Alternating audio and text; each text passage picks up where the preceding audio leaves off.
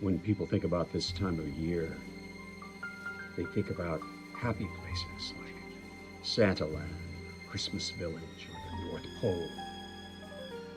But there's a place that not many people know about. A place that's not so happy. It's called Xmas Town. It was a silent night, and the weather outside was frightful when suddenly the station door blew open, and there stood the fat man's wife, Mrs. Claus. Not many people knew that her real name was Candy Claus. She was a former model with a face with royal beauty bright, and a figure that'd make bells on bobtails ring.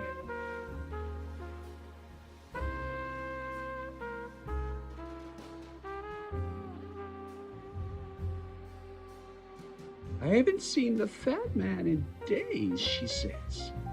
And now it's Christmas Eve, and he's nowhere in sight. Sorry, lady, I told her. I got bigger problems than crushing the dreams of 1.8 billion children. Oh, yeah? She said.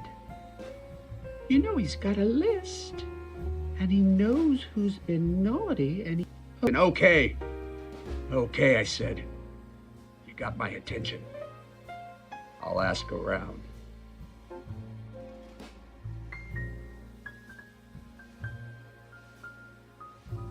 And somebody's got to keep the peace in this snow-covered dump.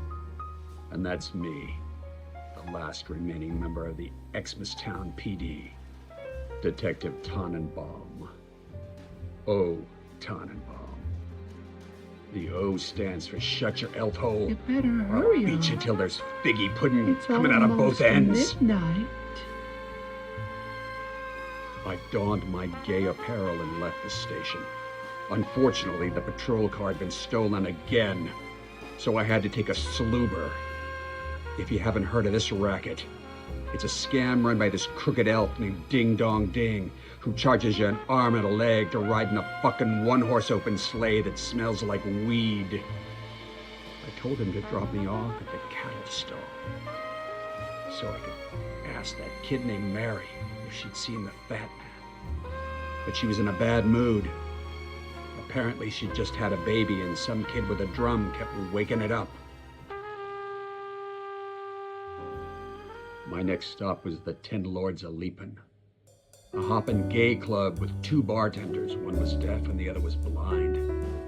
Their names were Frosty and Noel. I took a seat at the bar. Noel! Noel! Noel! Noel! Jesus, who does he think he is, the king of Israel? Suddenly, Frosty thumpity-thumped down to my end of the bar. The usual detective? Nah, I'm on duty.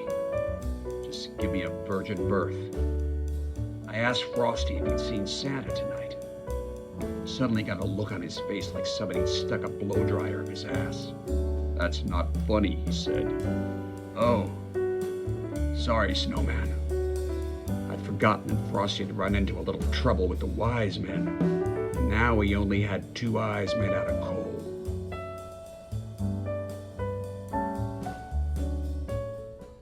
I sloobered over to a nightclub called the Rumpa-Pum-Pum, where the main attraction was a dancer named Fa-La-La-La and her sister La-La-La-La. They did a number with a peppermint stick that made your chestnuts feel like they were roasting on an open fire. Everybody was there. Ebenezer, Bob Marley, who brought his depressing kid with him, Charlie Brown, the Grinch. Nobody knew nothing until Mrs.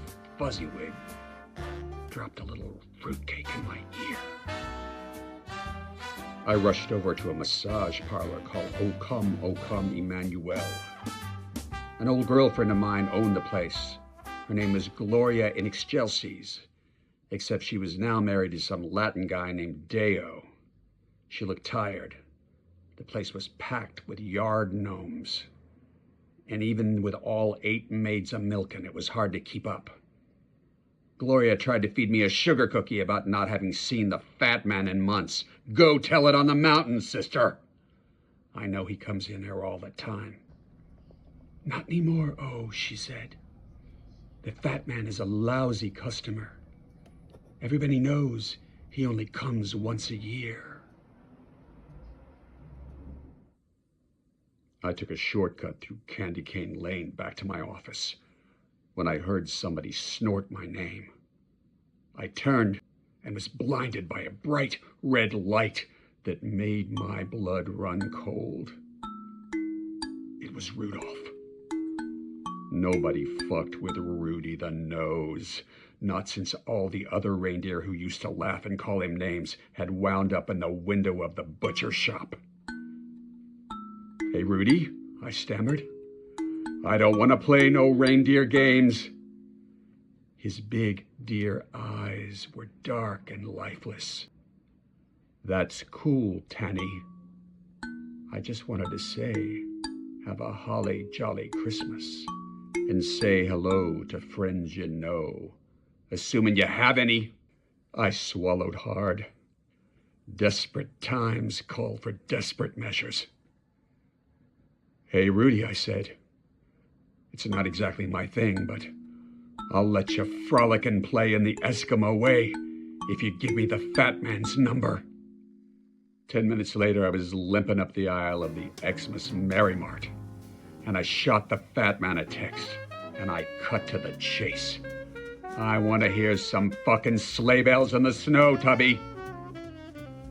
No sooner had I pressed send than I ran into the town nutjob, this desperate broad named Mariah, who starts trailing me up and down the aisle, screaming over and over about all she wants for Christmas is me.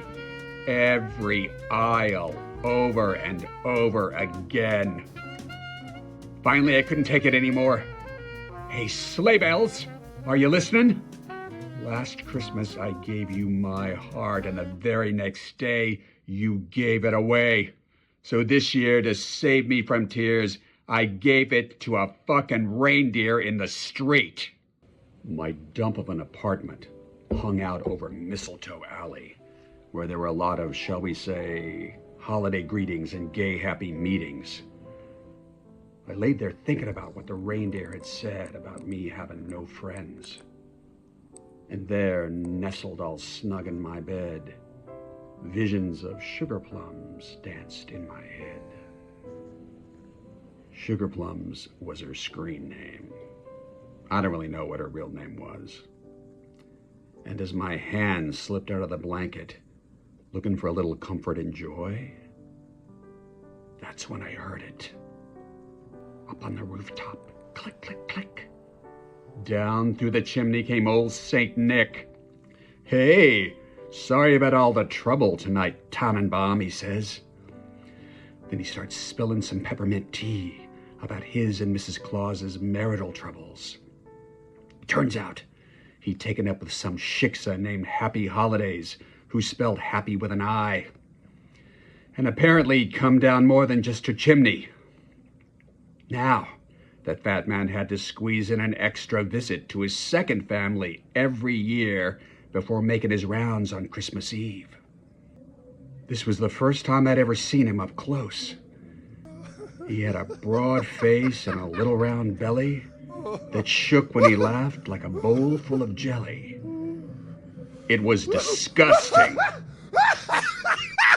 "Get the fuck back to work," I yelled as I tossed him out the door. "And stay out of that alley. I don't want to hear about you adoring anything else on bended knee." Finally, it was the night before Christmas, and Mama in her nightie and I in my cap could at last settle down for a long winter's nap. FYI, Mama is a blow doll I ordered from a site called ohwhatfunitistορide.com. Then I heard him exclaim as he drove out of sight, "Fuck you, Xmas Town, and to all